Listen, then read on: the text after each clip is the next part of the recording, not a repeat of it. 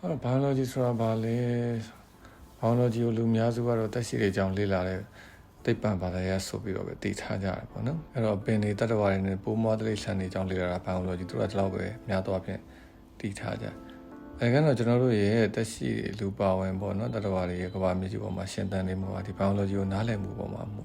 မူတည်တယ်ပေါ့အများသောအားဖြင့်အဲ့လိုနားမလည်ကြတဲ့ခါကျတော့သဘောတရားကြီးတွားပြီးတော့ဖြက်လို့ဖြက်စီလောက်ကြတယ်ကျွန်တော်တို့မီကိုရက်တီရှင်တန်နေရတဲ့ဒီမြေတွေရေတွေဒီလောကသဘာဝကြီးပေါ်မှာလိုအပ်တဲ့ပို့ပြီးတော့လောက်ကြတယ်ပေါ့ငါးတွေလုံးကျွန်ဖမ်းတာတော့မဲတွေလုံးကျွန်လိုက်တာတစ်တော်တွေလုံးကျွန်ခုတ်တာနော်အဲ့လိုမျိုးလုပ်တဲ့ခါမှာလူသားတွေအတွက်ကကျတော့ဒီ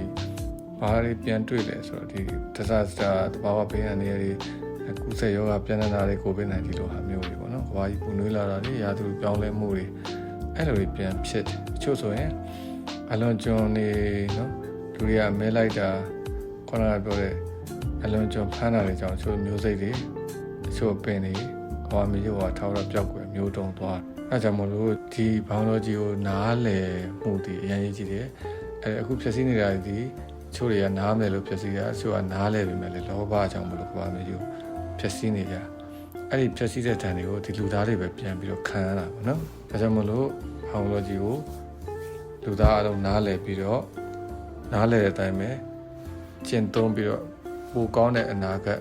ပိုကောင်းတဲ့ကမ္ဘာမြေကြီးကိုကျွန်တော်တို့နောက်လာမယ့်မျိုးဆက်တွေအတွက်ခြံထားခဲ့ဖို့ဖန်တီးခဲ့ဖို့အတွက်ကျွန်တော်တို့မှာတာဝန်ရှိတယ်ဒါကြောင့်ဟောင်လော်ဂျီကိုတည်ရမယ်တည်တဲ့အတိုင်းလည်းကျင့်သုံးရမယ်